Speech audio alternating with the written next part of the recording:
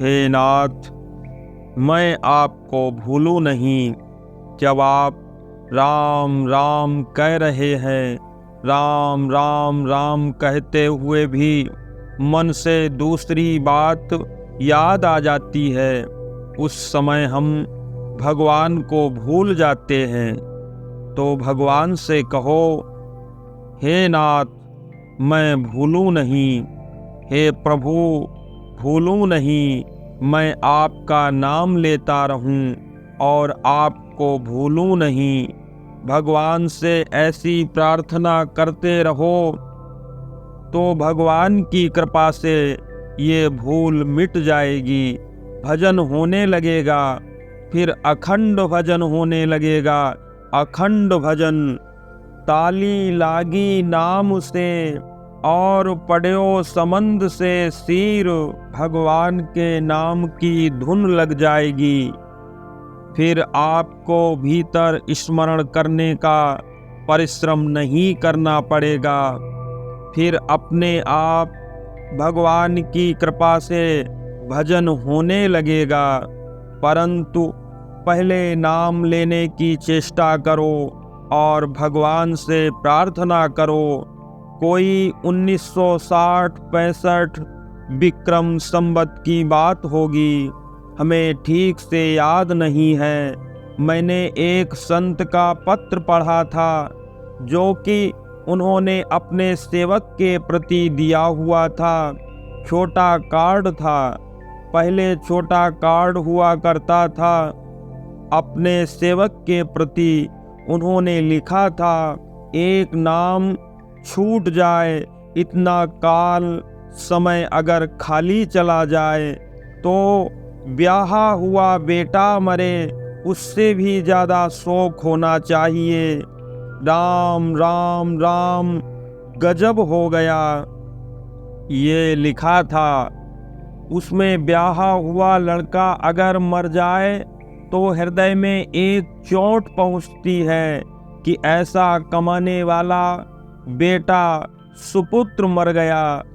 तो उससे भी ज़्यादा दुख होना चाहिए। एक नाम उच्चारण करें इतना समय खाली जाने पर, क्योंकि जो लड़के छोटे हैं वह बड़े हो जाएंगे, गृहस्थों के और भी पैदा हो जाएंगे, परंतु समय थोड़ा ही पैदा हो जाएगा। जो समय खाली गया, वह जो घाटा पड़ा वह तो पड़ ही गया। इस वास्ते हमें सावधानी रखनी चाहिए कि हमारा समय बर्बाद ना हो जाए। बिना भजन के समय जो गया वह तो बर्बाद ही हो गया। बड़ा भारी नुकसान हो गया, घाटा लग गया, बड़ा भारी घाटा। अब तक जो समय संसार में लग गया वह तो लग ही गया, लेकिन अब सावधान हो जाएं। भाइयों और बहनों, दिन में थोड़ी थोड़ी देर में देखो कि नाम याद है कि नहीं।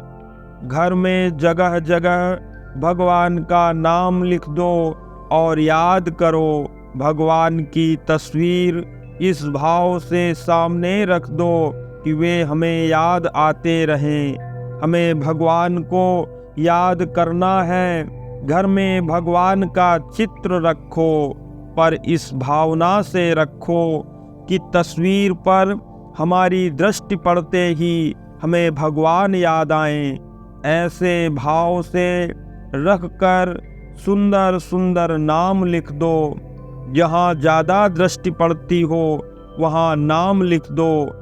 एक ऐसे गृहस्थ के घर को मैंने देखा कि सीढ़ी से उतरते हैं वहाँ नाम लिखा है, सीढ़ी से ऊपर चढ़ते हैं तो वहाँ नाम लिखा हुआ है, जहाँ घूमते फिरते हैं वहाँ नाम लिखा हुआ है।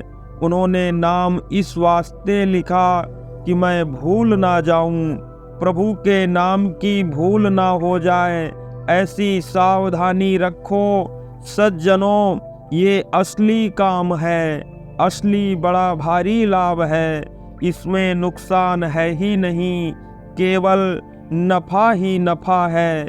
इस प्रकार अपना सब समय सार्थक बन जाए। एक भी श्वास खाली खोए ना खलक बिच, संसार के भीतर जो समय खाली चला गया तो बड़ा भारी नुकसान हो गया। श्री दादू जी महाराज फरमाते हैं, दादू जैसा नाम था तैसा लीना नाही, इस नाम की जितनी महिमा है वैसा नाम नहीं लिया। जबकि उन्होंने उम्र भर में क्या किया, नाम ही तो जपा, परंतु उनको लगता है नाम जैसा जपना चाहिए था वैसा नहीं जपा, अर्थात मुख से जितना नाम लेना था उतना नहीं लिया। अब देह हलावा हो रहा, देह में से बस प्राण गए, ऐसी उनकी दशा हो रही है। पर वह कहते हैं, हुंस रही मन माही, भगवान का नाम और लेते जैसे धन कमाने वाले का लोभ जागृत होता है तो उसके पास लाखों करोड़ों रुपए हो जाने पर भी फिर भी नए नए कारखाने खोलकर और धन ले लूं, ऐसा लालच बढ़ता ही रहता है। ये धन तो यहीं रह जाएगा, हमारा समय बर्बाद हो जाएगा। यदि भगवान में लग जाओगे तो नाम का वैसा लोभ लगेगा जैसे संतों ने प्रार्थना की है कि हे भगवान, हमारी एक जिह्वा से नाम लेते लेते तृप्ति नहीं हो रही है, इस वास्ते हमारी हजारों जिह्वाएं हो जाएं जिनसे मैं नाम लेता ही चला जाऊं। उनकी ऐसी ही नाम की लालसा बढ़ती ही चली जाती है। मुझे एक सज्जन मिले थे, वे कहते थे कि मैं राम राम राम करता हूँ तो राम नाम का चारों तरफ चक्कर दिखता है, ऊपर आकाश में और सब जगह राम राम ही दिखता है। पास में चारों तरफ 10 दिशाओं में नाम दिखता है। पृथ्वी देखता हूँ तो कण कण में नाम दिखता है। कोई जमीन खोदता है तो उसके कण कण में नाम लिखा हुआ दिखाई पड़ता है। ऐसी मेरी वृत्ति हो रही है कि सब जगह, सब स्थान, सब देश काल, सब वस्तु और संपूर्ण व्यक्तियों में राम नाम परिपूर्ण हो रहा है। ये कितनी विलक्षण बात है, कितनी अलौकिक बात है।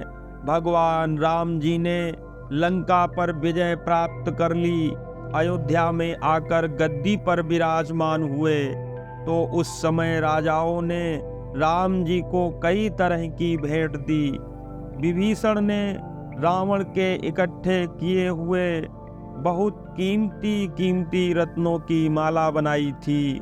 माला बनाने में यही उद्देश्य था, जब महाराज का राज तिलक होगा तब मैं भेंट करूंगा।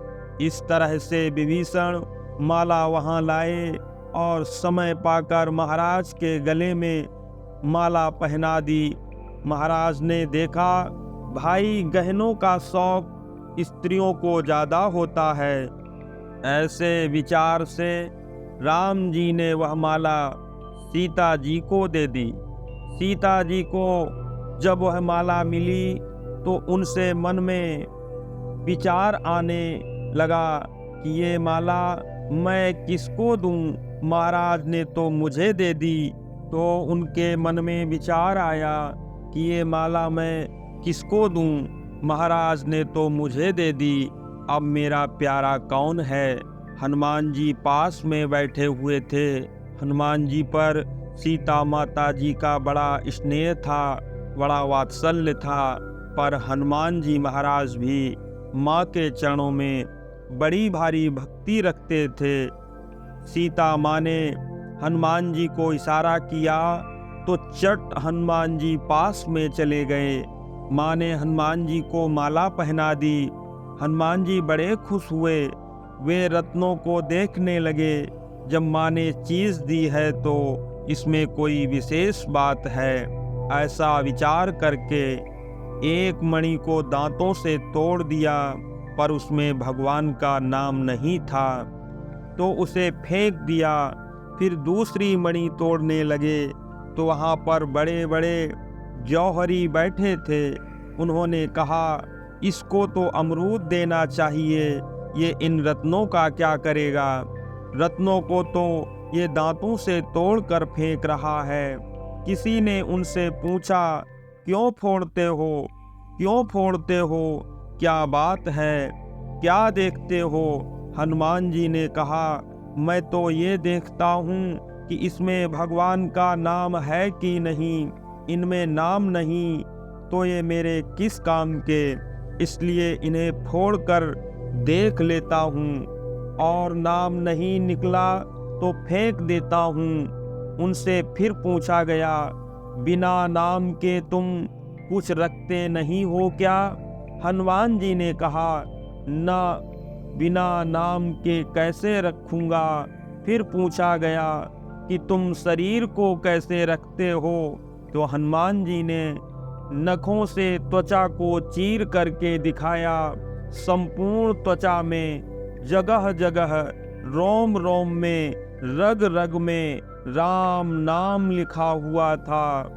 चीर के दिखाई त्वचा अंकित तमाम, देख चाम राम नाम की। तो जो राम नाम जपने वाले सज्जन हैं, वे नाममय बन जाते हैं। दक्षिण की तरफ पंढरपुर है, वहाँ नामदेव जी महाराज, ज्ञान देव जी महाराज, सुपान देव जी आदि कई नामी संत हुए हैं। बड़ी विचित्र उनकी वाणी है। वहाँ चोखा मेला नाम का एक चर्मकार था। विट्ठल विट्ठल विट्ठल ऐसे भगवान का नाम जपता था। पंढरपुर के पास ही एक मंगल बेड़ा गांव है, उसी गांव में वह रहता था। वहाँ एक मकान बन रहा था। उस मकान में चोखा मेला काम कर रहा था।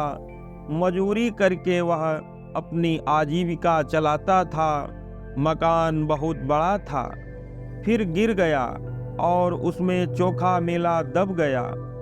उसके साथ कई आदमी दबकर मर गए। उनको उसमें से निकालने लगे। निकालते निकालते कई महीनों का समय व्यतीत हो गया। उन सबको निकाला तो केवल उनकी हड्डियां पड़ी मिली। अब किसकी कौन सी हड्डियां हैं, इसकी पहचान नहीं हो सकती। अब चोखा मेला के हड्डियों की पहचान कैसे हो? तो शायद नामदेव महाराज जी ने कहा हो कि भाई, उनकी हड्डियों को कान में लगा कर देखो, जिसमें विट्ठल विट्ठल विट्ठल नाम की ध्वनि होती हो, वे हड्डी चोखा मेला की है। ये पहचान कितने आश्चर्य की बात है। भगवान का नाम लेते लेते भक्त नाममय हो जाते हैं। चंगा राख तन मन प्राण, रहिए नाम में गलतान। बस सब लोग नाम में गलतान हो जाओ, नाम में तल्लीन हो जाओ। तत्परता से नाम लेने वाले ऐसे संत हुए हैं। नारायण नारायण।